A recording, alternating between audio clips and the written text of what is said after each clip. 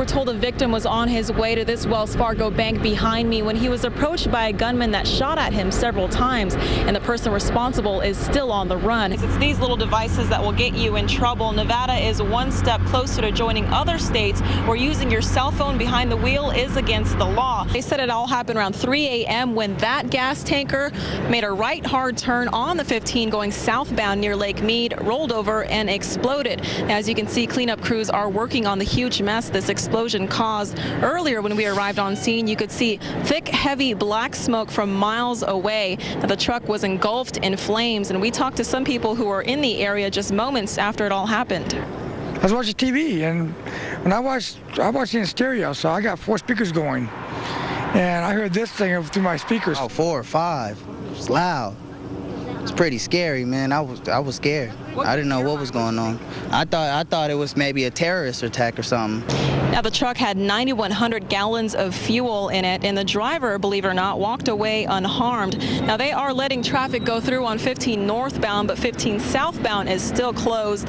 As you can see, 15 northbound traffic is moving pretty smoothly here, but southbound, they say you can expect it to be closed for quite some time as they continue to clean up the mess they left behind. Reporting live, Diane Tuazon, Fox 5 News, local Las Vegas. With a home in flames and security bars tightened throughout all the doors and windows of the home you see behind me, fire crews struggled to get the man who lived inside. Now, we're told the fire started around midnight. When fire crews arrived on scene, they immediately tried to rescue the 80-year-old victim who was stuck inside.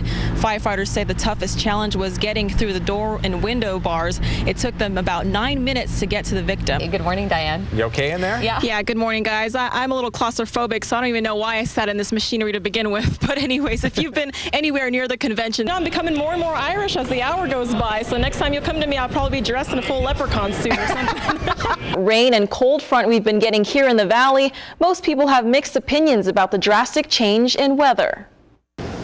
Yeah, good evening, John. With just a few hours left before Christmas Eve, retailers are making that last-minute push of those sales, and shoppers are scrambling to get those deals before the clock strikes midnight.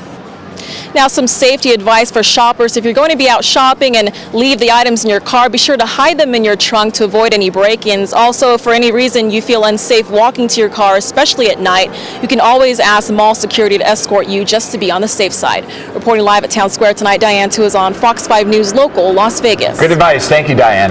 Authorities believe the suspect who robbed the Bellagio of $1.5 million this morning is the same suspect who robbed the Suncoast Casino poker room just last week. He parked, he walked in, he committed the robbery, and he left.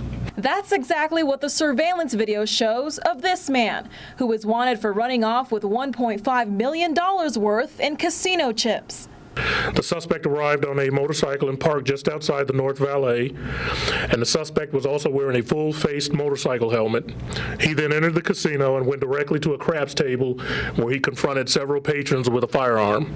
People were already kind of suspicious on who he was because he was walking through a casino hotel with a helmet on, and who does that? That's when authorities say it took him no more than 3 minutes to swipe the craps table clean of casino chips before jumping right back on his motorcycle and leaving the scene without a hassle.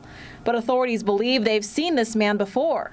This is believed to be the same suspect that robbed the Las Vegas Suncoast Casino poker room on December 9th, 2010 at approximately 12:30 a.m. by similar means.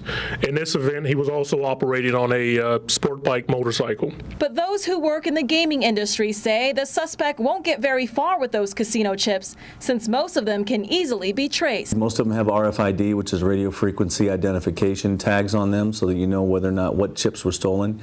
They all have a unique ID to them, so if you go to redeem them, they're going to know that was a stolen chip. Which means whoever dares to walk in the casino property trying to cash in on the millions of dollars worth in chips may not get very far. The little tag or the microchip that's embedded into these chips are very trackable, and the radio frequencies that are attached to them gives us the opportunity to scan and identify when that chip is around or on property. Now, Metro described the man as a white male, about 5'10" in height and weighs about 220 pounds. He was last seen wearing a white motorcycle helmet. The motorcycle he was driving is described as a 2009 or 2010 black sports bike. If you have any information, you're asked to contact Crime Stoppers. The entire Permian high school community is disappointed to learn that they've been lied to by someone pretending to be one of their own students. He was a star athlete, helping Permian High School win basketball games. But little did everyone know 16-year-old Jerry Joseph was really 22-year-old Gerdich Monamir.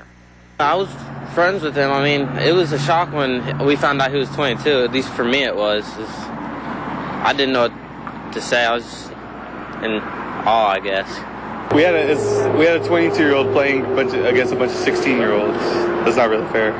After school officials received an anonymous email saying the star athlete wasn't who he said he was, authorities then began investigating. That's when they discovered he was really 6 years older than he was pretending to be, and a naturalized citizen of the U.S., not a Haitian orphan as he claimed. I think the school district and the coaches and everybody did everything the right way. It just turns out that someone can game the system. Many students wonder how an imposter was able to get past the school system without having any suspicion of what was going on. They should now, because I don't want to go to school with a 22-year-old and stuff. That's intense. But school officials say there's only so much they can do without breaking any laws. It's a very difficult situation because obviously we're embarrassed by this. And obviously we're going to look back at everything we do.